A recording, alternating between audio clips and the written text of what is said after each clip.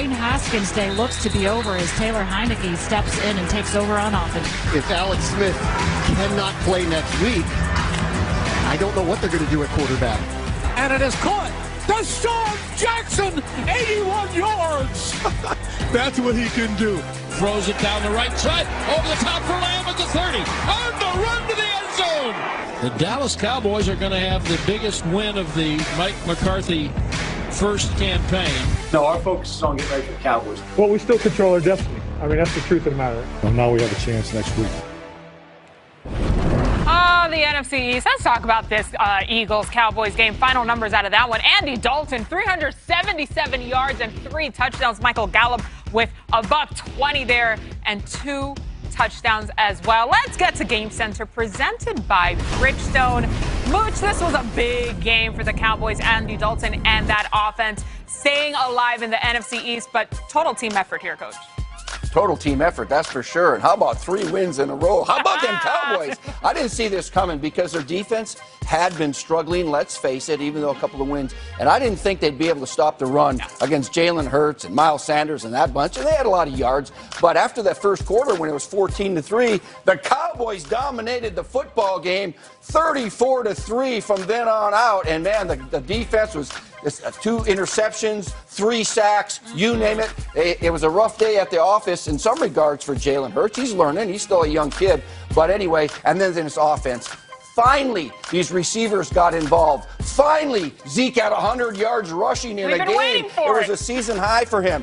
Finally, Andy Dalton had 377 yards. That's the best output of any quarterback in this weekend, okay, with 377 yards. And Gallup was good, and Amari Cooper was good. CeeDee Lamb contributed all of the weapons. They put it together, and now they're just waiting to win one more game and hope that Sunday night game with the Washington football team is a loss for them. And, yeah, they're back in the playoffs. Surviving a week at a time. But, Mooch, we've been trying to do this all season long to no avail, by the way. But let's take a crack here at trying to decipher and predict this crazy division, taking a look at the playoff scenarios first. So here's how the NFC East will play out. Washington will win the division if they beat the Eagles on Sunday night. But if they fail to do so, the winner of the Cowboys-Giants game will take the title and the number 4 seed in the NFC.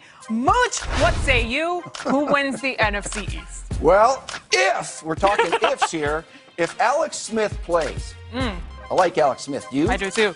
He only had 17 surgeries on that leg, and then his calf started bothering him. He didn't play. But he's 4-1 when he starts, all right? When he starts, this team is confident. Right. They believe they can come from behind and win. They don't make many mistakes at all. So right now, I got to believe he's going to start. You wouldn't release a quarterback who started last week if you didn't think he was ready to go. Heineke can be the backup. You wait around and watch that guy.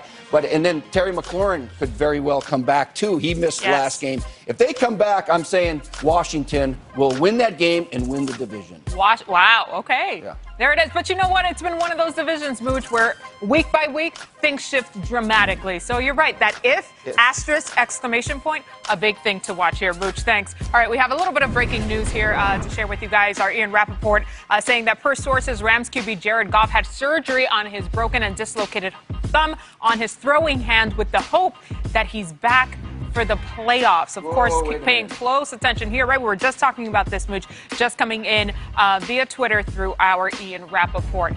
All right, we'll continue to keep you updated on that. Let's head over to the AFC now with a look back at this one for you. Colts at Steelers. Pittsburgh looking to end their losing streak here. So fourth quarter, Steelers ball trailing by 3. Big Ben to Juju Smith-Schuster. That's 25-yard touchdown. And things started to look up a little bit for the Steelers. They take a 4-point lead. Later in the fourth, Colts ball, a little over a minute left. No timeout. 4th and 7 for Rivers, who goes deep to Zach Pascal. But it's too high. The Steelers win in comeback fashion. Big Ben finished with 342 yards and 3 touchdowns on the night. A costly loss for the Colts in Week 16, and now they are the only remaining AFC contender that does not control their own destiny. We know the Chiefs are locked in at the number 1 seed and have a bye. We know the Steelers and Bills have clinched their divisions, and we know that 5 teams will battle for the 4 remaining spots. Willie and David, how about you guys take a deeper dive into this? All right, David, the AFC Wild Card race has been wild, to say the least. And I know one of the teams that you really love is not up here, but, you know, we've said not enough room.